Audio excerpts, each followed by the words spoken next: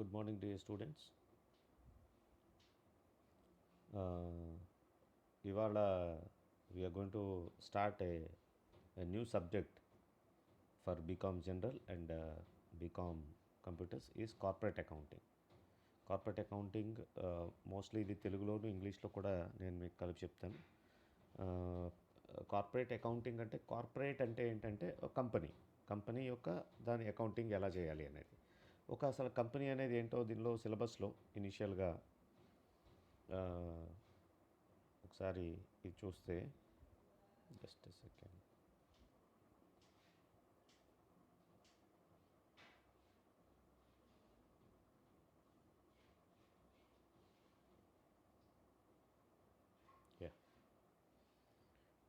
Company గురించి తెలుసుకుంటే ఇందులో ఒకసారి సిలబస్ తీసుకుంటే this is common for the computer sciences and also to the general.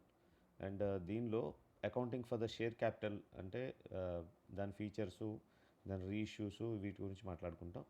So first టాపిక్లో అకౌంటింగ్ అండ్ షేర్ క్యాపిటల్లో ఫస్ట్ మీరు తెలుసుకోవాల్సింది ఏంటంటే మీకు actually this is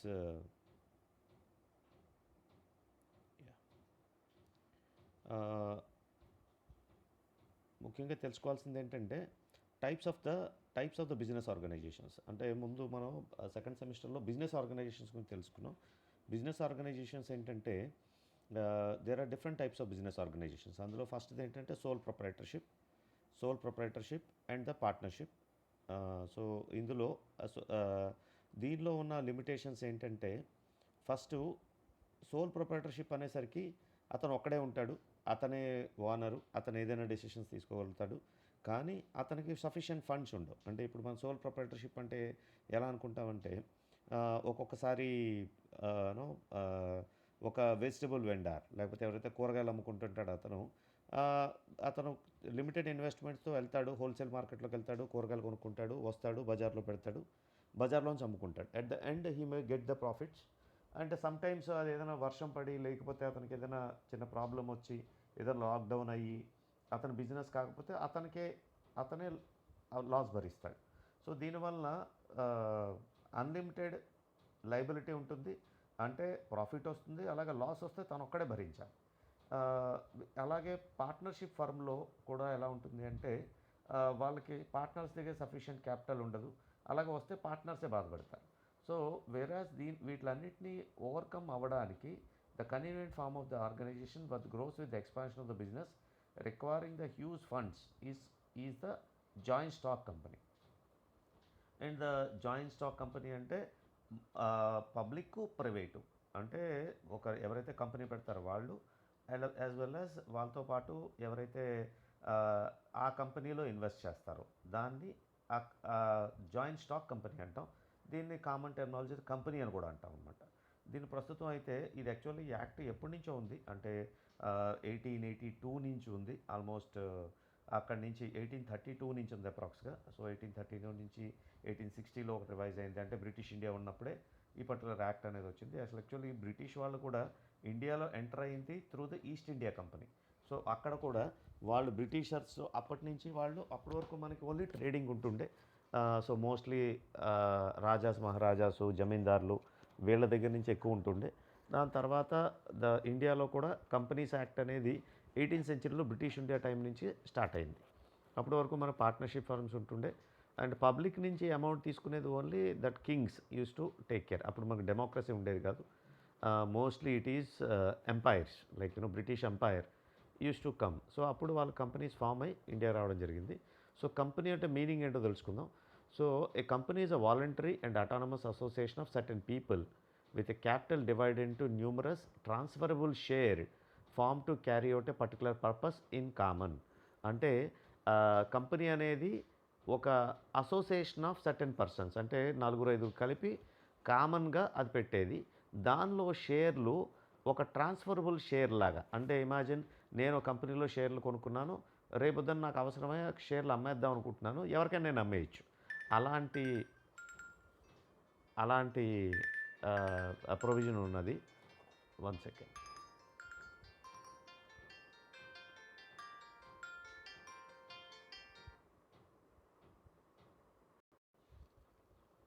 Yeah, sorry for the interruption. Mainly the మనం కంపెనీ గురించి మాట్లాడుకుంటున్నాం. ఈ కంపెనీ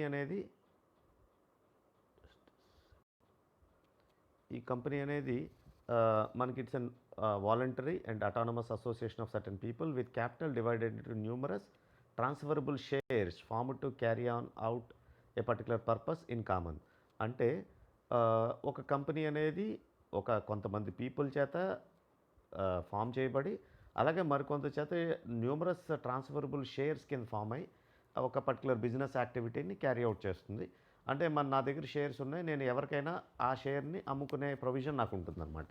అంటే నా అవసరాలకు నేను అమ్ముకోవచ్చు, నాకు ఎక్కువగా ఉంటే నేను ఇంకా ఎక్కువ కొనుక్కోవచ్చు. సరే, so that is so it is an artificial person created by the law to achieve the object for which it is formed.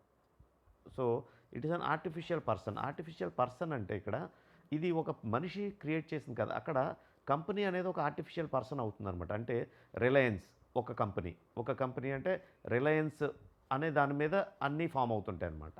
అలాగే ఇన్ఫోసిస్ ఒక కంపెనీ, టాటా ఒక కంపెనీ, సంథింగ్ లైక్ యమహా ఒక కంపెనీ, సోనీ ఒక కంపెనీ. ఓకే, సో అలాగే Apple ఒక company, right. అలాగే Samsung ఒక company, LG ఒక కంపెనీ. సో ఇలాగ ఒక కంపెనీ అనేది ఫామ్ అవుతుంది. ఈ కంపెనీ అనేది ఒక బ్రాండ్లా ఫామ్ అవుతుందన్నమాట. ఎందులో పనిచేస్తున్నా, నేను శాంసంగ్లో పనిచేస్తున్నా, లేకపోతే నేను శాంసంగ్ షేర్స్ కొన్నా, నేను శాంసంగ్ ప్రోడక్ట్ కొన్నాను. సో శాంసంగ్ అనేది ఒక పర్టికులర్ ప్రోడక్ట్ అయిపోతుందన్నమాట. అలాగే Tata salt is there, Tata tea is there, Tata motors are there, Tata consultancy services are there. ఇవన్నీ టాటా అనేది ఒక ఆర్టిఫిషియల్ అయిపోతుందన్నమాట. అది సెక్షన్ 2 ఆఫ్ కంపెనీస్ యాక్ట్ 2013 ప్రకారం ఫామ్ అయింది. దాని ప్రకారం డెఫినేషన్ ఏంటంటే, a company means incorporated under this act which is under any previous company law. A company means a company incorporated on this act under any other previous company act. So ఒక company అనేది ఒక act ద్వారా form అయ్యింది అంటే, ఒక company అనేది దానికి ఒక ఎంటిటీ ఫామ్ అవుతుంది, దానికి ఒక ఐడెంటిటీ ఫామ్ అవుతుంది, దాన్ని ఒక ఆర్టిఫిషియల్ పర్సన్లా చూడటం మొదలు పెడతాం అనమాట. సో అలాగా దానిలో చాలామంది ఎంప్లాయీస్ ఉండొచ్చు, దానికి ఒక వర్కింగ్ క్యాపిటల్ ఉండొచ్చు, అది ఎంప్లాయ్మెంట్ జనరేట్ చేస్తుంది, కొన్ని ప్రోడక్ట్లు డెవలప్ చేస్తుంది, కొంచెం కస్టమర్ సర్వీస్ ఇస్తుంది, ఇవన్నీ జరుగుతాయి అన్నమాట. So existing company means a company formed and registered under any of the former companies acts. So company is an abstract person, invisible, intangible and existing only in contemplation of law. So ఇది law ద్వారా ఒక form అయిన ఒక person. ఆ person అనేది abstract person అంటే artificial person. అది కంటికి కనబడదు, అలాగే మనం ముట్టుకోలేం. అలాగే ఉన్నది only and something like HDFC bank అంటే ఒక బ్యాంక్ ఉంటుంది, ఆ బ్యాంక్లో సర్వీసెస్ ఇస్తారు, ఆ బ్యాంక్ అనేది అందరికీ సర్వీస్ చేస్తుంది. కంపెనీ హెచ్డిఎఫ్సి బ్యాంక్ అనేది ఒక ఎంటిటీ. అలాగే SBI, state bank of India ఒక బ్యాంక్. ఓకే, సో ఎస్బీఐ అలాగా మనకి ఒక బ్రాండ్లా ఫామ్ అవుతుందన్నమాట. సో అలాగే దీనికి కూడాను a company it can hold, purchase or sell both movable and immovable property. So ఇది ఆ కంపెనీ కొరకు కొంతమంది కంపెనీ కోసం కొన్ని ఐటమ్స్ కొంటుంటారు. అంటే కంపెనీ పేరు మీద ఒక బళ్ళు కొంటుంటారు, కంపెనీ పేరు మీద ఏసీలు కొంటుంటారు, కంపెనీ పేరు మీద ఫర్నిచర్ కొంటుంటారు, కంపెనీ పేరు మీద కొన్ని అసెట్స్ కొంటుంటారు, లైక్ ల్యాండ్ కానీ బిల్డింగ్స్ కానీ కూడా కొంటుంటారు. సో అలాగా ఆ కంపెనీ పేరు మీద ఉంటుంటాయి అన్నమాట. అంటే మనిషి పేరు మీద ఉండకుండా అక్కడ ఒక కంపెనీ ఎంటిటీ పేరు మీద ఉంటాయి. Okay, so that is what the company.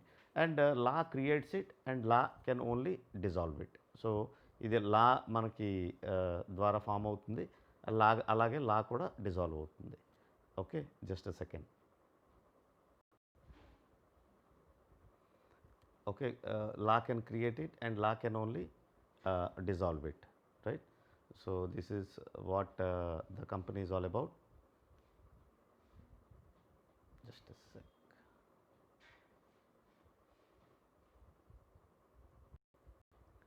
Yeah, so a company మనకు అలాగా లాతో ఫామ్ అవుతుంది. అలాగే members can go out.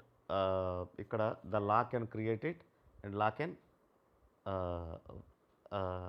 Can dissolve it. So company యొక్క మనకి ఇలాగా it's can dissolve it. So it is in existence, it is in existence altogether independent of the life of the members, and members can come and go, but the companies will be forever. So ఇక్కడ మనం చూస్తే actually company అనేది ఎప్పుడు ఒక for ఎవర్లా ఉంటుంది. అంటే company అనేది మనకు ఒక మనుషులు ఉన్నా లేకపోయినప్పుడు టాటా కంపెనీ ఉంది, 18వ శతాబ్దం నుంచి ఉంది. అలాగే కొన్ని కంపెనీస్ ఉంటాయి సిన్స్ 1947 అంటాడు, అంటే మన ఇండిపెండెన్స్ వచ్చినప్పటి నుంచి ఆ కంపెనీ ఉంది. సిన్స్ మా తాత ముత్తాతల నుంచి ఆ కంపెనీ ఉంది. సో అలాంటివన్నీ కూడా ఈ కంపెనీల ద్వారా మనకి వస్తుంటాయి.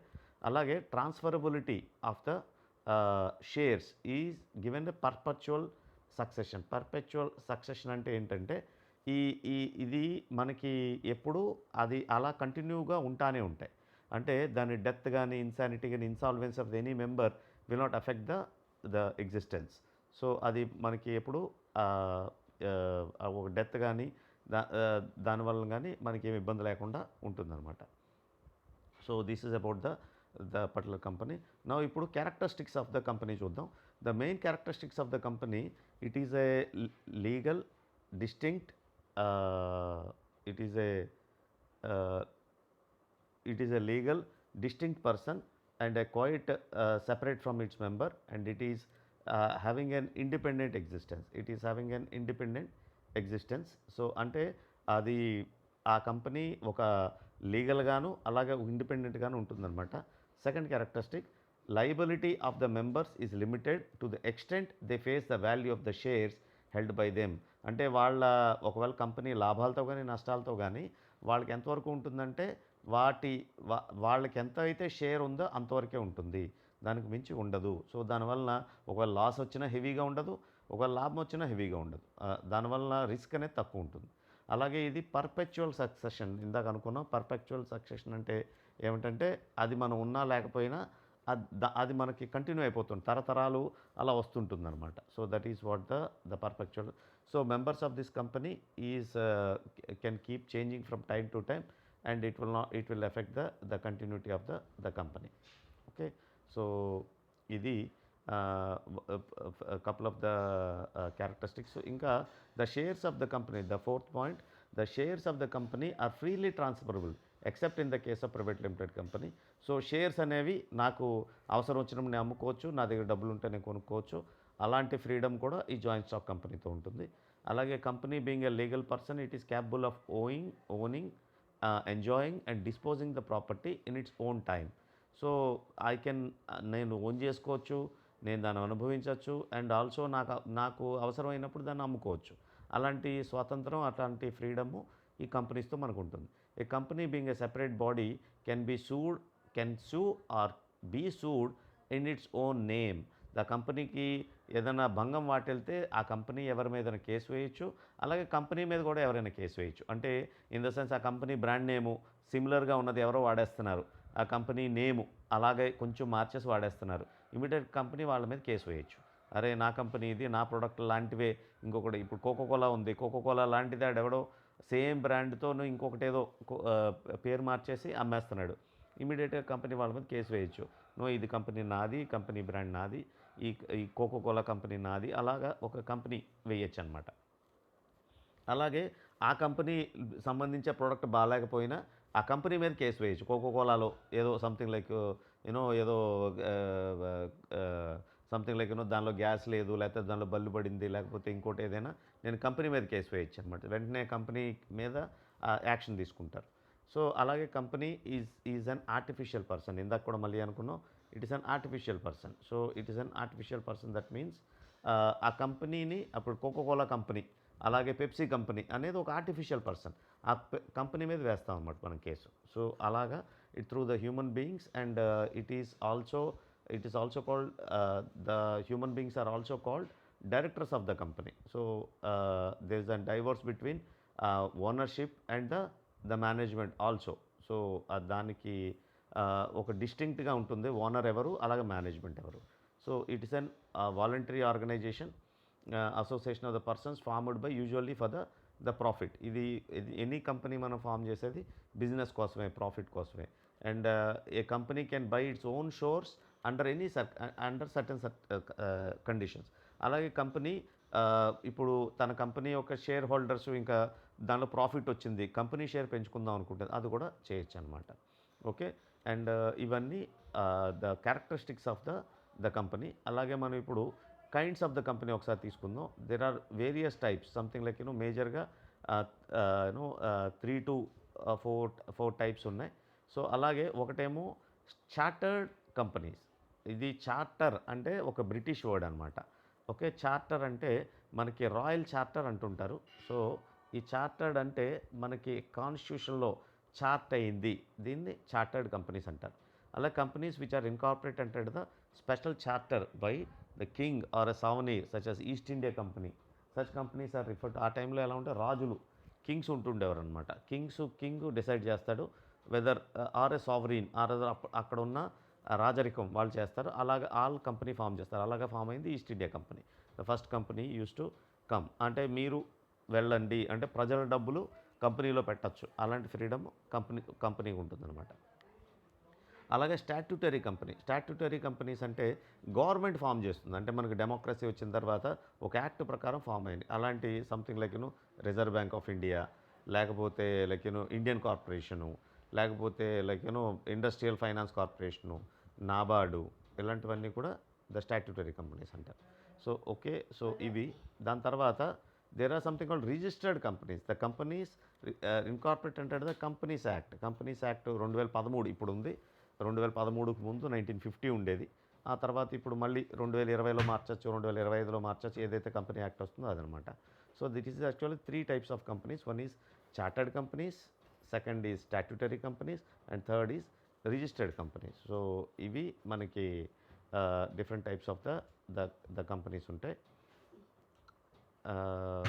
And from the liability point of view అంటే there is actually something like unlimited liability, limited liability, unlimited liability. Unlimited liability అంటే సోల్ ప్రొపరేటర్షిప్కి అన్లిమిటెడ్ లయబిలిటీ అంటే అతనే పెట్టుబడి పెట్టుకుంటే లాస్ వచ్చినా అతనిది. సో అలాగే కానీ ఇక్కడ లిమిటెడ్ లయబిలిటీ అంటే ఇట్ ఈస్ లిమిటెడ్ లయబిలిటీ అంటే ఎంతైతే మనకు షేర్ క్యాపిటల్ ఉంటుందో అంతే liability. So in such case of the companies each member will be limited. అదే అతనికి షేర్ వాల్యూ ఉంటుంది, ₹10 కానీ ₹100 కానీ ఉంటుంది. సో అంతవరకు లిమిటెడ్ ఉంటుంది, అతనికి ఎన్ని షేర్స్ ఉంటే అన్ని. అలాగే గ్యారంటీ కంపెనీస్ అని కొన్ని ఉంటాయి. ఇతను షేర్ కొనుక్కున్న అతని డబ్బుల వరకు గ్యారంటీ ఇస్తుంటాయి అనమాట. అలాగే అన్లిమిటెడ్ కంపెనీస్ అని కొన్ని ఉంటాయి.